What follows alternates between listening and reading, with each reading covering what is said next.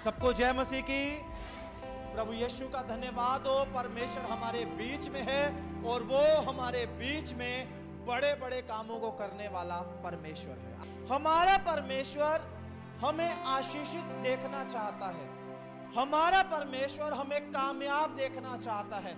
हमारा परमेश्वर हमारे जीवन से फेलियर्स को दूर करना चाहता है और हमारा परमेश्वर हमें सफल होते हुए देखना चाहता है। लेकिन फिर भी हम अपने जीवन में बहुत बार असफलता को देखते हैं, फेलियर्स को देखते हैं, बहुत सारी परेशानी, बहुत सारी समस्याओं में हम उलझ जाते हैं। आज परमेश्वर के वचन से मैं आपको सिखाना चाहता हूं, हम अपने जीवन में फेल ना हो, अपने जीवन में कामयाबी को देखें। जिस काम को हम शुरू करें वो काम पूरे हो और हमारे जीवन में हम बढ़ती और उन्नति को देखते जाएं। उसके लिए हमें क्या करना पड़ेगा? बाइबल में लिखा है, बढ़ती ना पूरब से, ना पश्चिम से, ना जंगल की ओर से आती है, परंतु यहोवा न्यायी है जो एक को घटाता और दूसरे को बढ़ाता है। कुछ लोग कामयाब होने के लिए, अपनी लाइफ में सक्सेसफुल होने के लिए वो सोचते हैं इंडिया में रह के उनका कुछ नहीं बनना, स्टडी वीजा लो, वर्क परमिट लो, टूरिस्ट वीजा लो, बाहर जाओ, सेटल हो जाओ, वहां डॉलर्स में पैसा कमाएंगे और हम कामयाब हो जाएंगे। मेरी बात होती है लोगों से, यूएस में है, कनाडा में है, यूके में है, ऑस्ट्रेलिया में है, जहां की करेंसी की वैल्यू इंडिया से 60 गुना, 80 गुना, 100 गुना तक ज्यादा है, लेकिन वहां पर भी उनकी लाइफ में फेलियर्स हैं। वहां पर भी वो लोग कर्जे में हैं, वहां पर भी वो लोग तरह तरह की परेशानी और समस्याओं में हैं। लोग सोचते हैं पश्चिम में जाएंगे तो बढ़ती आ जाएगी। कुछ लोग सोचते हैं मिडल ईस्ट में चले जाते हैं, गल्फ कंट्रीज में, दुबई चले जाते हैं, सऊदी चले जाते हैं, कतर चले जाते हैं, वहां जाके ना ईस्ट में जाकर, ना पूरब में जाकर कामयाबी मिलनी है, ना पश्चिम में जाकर कामयाबी मिलनी है। खुदावन आपके साथ होना चाहिए, जहां पर आप हो वहीं पर आपको कामयाबी मिल जाएगी। हालेलुया। लेकिन कामयाबी मिलने के लिए, आपके काम पूरे होने के लिए, आपके जीवन में बढ़ती और उन्नति के लिए आपको परमेश्वर के वचन के अनुसार चलने वाला होना पड़ेगा। हम अपने जीवन में जब भी कोई भी काम शुरू करते हैं उसमें फेलियर्स ना हो तो हमें उस काम में देखना पड़ेगा क्या हम उस काम में परमेश्वर के वचन को, परमेश्वर की आज्ञाओं को पूरा कर रहे हैं। उदाहरण के लिए आप कोई बिजनेस शुरू करते हैं, वो बिजनेस से कहीं आप लोगों के साथ फ्रॉड तो नहीं कर रहे, उस बिजनेस से किसी का नुकसान तो नहीं हो रहा, उस बिजनेस में कुछ धोखा देने वाली बात तो नहीं है। अगर आपने एक ऐसा बिजनेस शुरू किया जिसमें दूसरे का नुकसान होगा, दूसरे को धोखा मिलेगा, वो बिजनेस में आप कभी भी कामयाब होने वाले नहीं हैं। कोई ऐसा बिजनेस शुरू कर दिया जो गलत है, जो पाप है, और आप सोचिए आप उसमें कामयाब हो जाएंगे। कुछ लोग सट्टे का काम शुरू कर लेते हैं, कुछ लोग बेट लगा लेते हैं, कुछ लोग लॉटरीज डाल लेते हैं, उसका प्रार्थना भी करते हैं, प्रभु जी ये लॉटरी लग जाए। केरला में एक चर्च है, उनकी सच्ची गवाही आपको बता रहा हूँ। उनको चर्च बिल्डिंग के लिए बहुत पैसा चाहिए था, करोड़ों रुपए की जरूरत थी।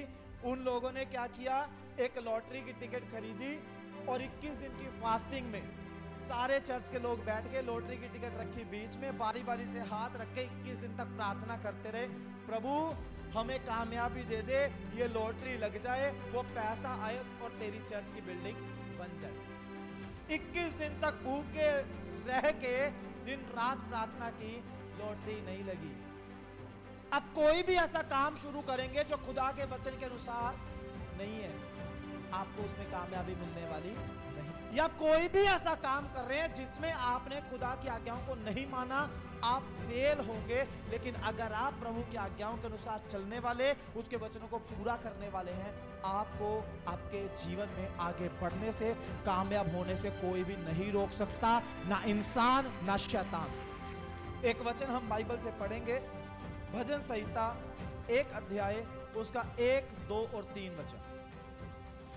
भजन संहिता पहला अध्याय 1 उसका 1 वचन से लेकर 3 वचन तक हम पढ़ेंगे। क्या ही धन्य है वह पुरुष जो दुष्टों की युक्ति पर नहीं चलता और ना पापियों के मार्ग में खड़ा होता है और ना ठट्ठा करने वालों की मंडली में बैठता है, परंतु वह तो यहोवा की व्यवस्था से प्रसन्न रहता है और उसकी व्यवस्था पर रात दिन ध्यान करता रहता है।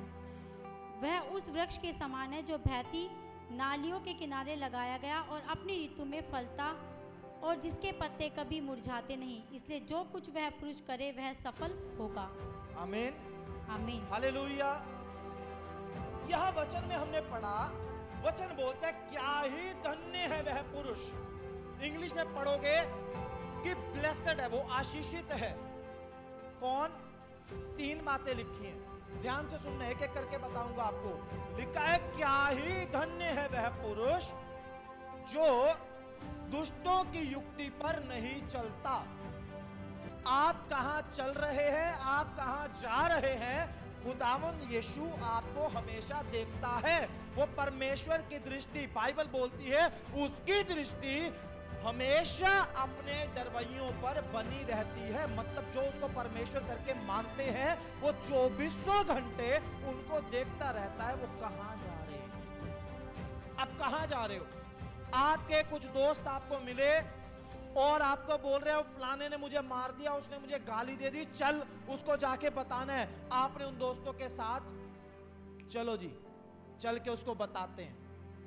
आप लड़ाई करने जा रहे हो, आप झगड़ा करने जा रहे हो, आप किसी का नुकसान करने के लिए जा रहे हो। खुदा आपको देख रहा है, आपके पेरेंट्स आपको नहीं देख रहे, आपके दूसरे प्रभु के लोग आपको नहीं देख रहे, आपके पास्टर आपको नहीं देख रहे, लेकिन आपको देखने वाला परमेश्वर है।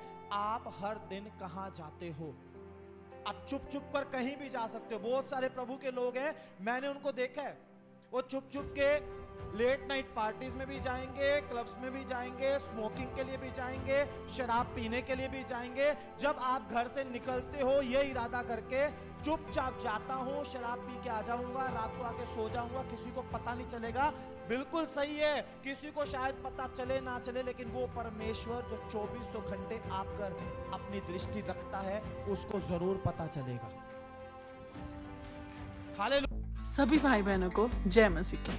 अगर आप दिल्ली या दिल्ली के आसपास रहते हैं तो आप सब जरूर आएं लिविंग ग्रेस चर्च दिल्ली में। अधिक जानकारी के लिए दिए गए नंबर पर संपर्क करें।